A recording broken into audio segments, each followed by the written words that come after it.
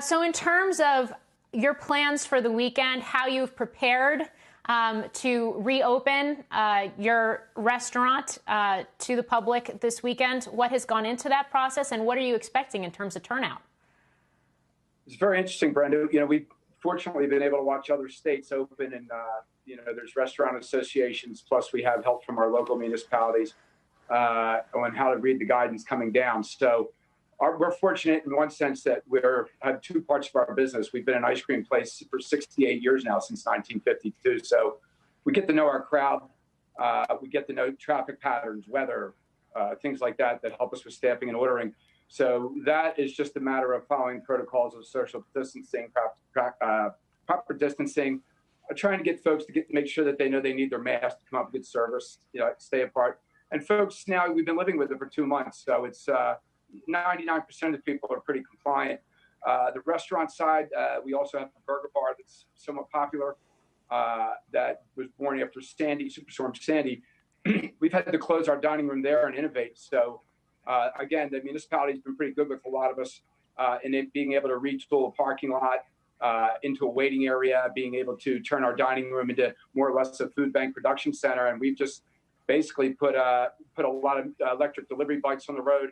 But it's a lot of messaging. It's a lot of good communication. It's what saves marriages and wars with countries is to get that message out, to let people know this is how the dance is looking, and also bear with us because we're all learning this dance together. Yeah. In terms of the fact that so much of your business now looks like delivery and takeout, what are the costs that are associated with it? And I guess more than that, what does that mean in terms of margins and your ability to be able to longer term recoup those costs as we continue to move through this pandemic? Brenda, that's something that all of us are grappling with as far as margins, because if you're not watching the margins in the business, whether you're small, medium, or large, you might be dead, not hit the floor yet. So.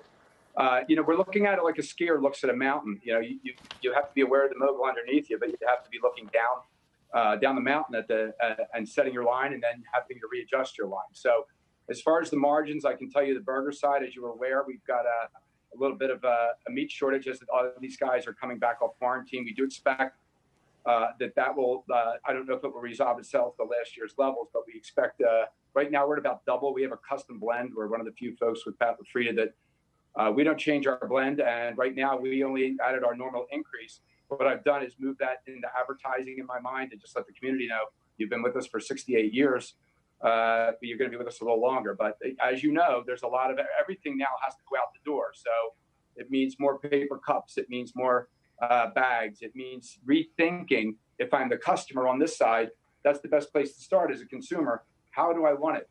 How do I want that staff member to be? It's very important. Our protocol starts with our employees. So obviously we're taking temperature. We're asking them how's everybody at home. We're even fogging their clothing with a non-toxic chemical that'll help to get them clean. Be sure everybody's clean in the envelope. We call it the envelope. So when our employees are in there, we want them to start fresh. And then it's the protocol, having to reteach it. Because it's summer business. We only have, we've got 10 weeks. So we've got to get our summer staff up to snuff. Thank God a lot of us have folks that have come back, but protocol is so important right now, and customer perception and confidence that we're doing the right things. As simple as sanitizing a pen, trying to go to as much credit card and online ordering. But obviously, as the great Danny Myers says, it's even before the customer, it's how us employees deal with each other. We really need to be cognizant of everyone's concerns, protocol, best practice, and taking that out to the guest. It has affected our margins. We believe some of them will be temporary, but we believe some of them are going to be more long-term.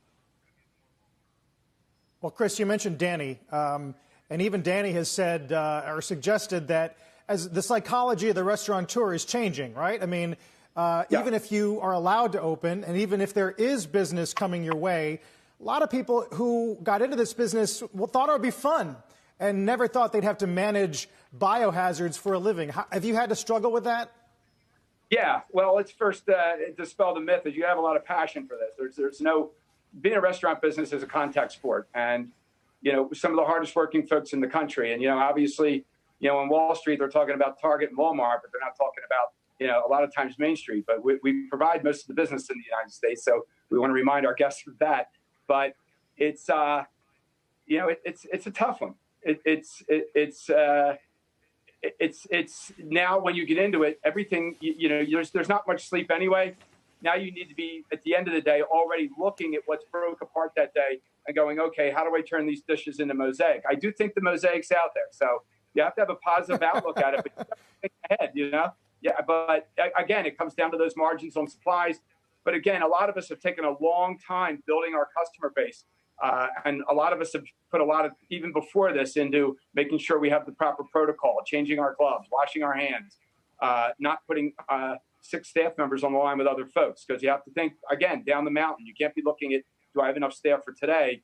And you have to be looking at the well-being of the guests. But it's trying, and we're, like I said, we have an advantage. There's a lot of good restaurants all around the country.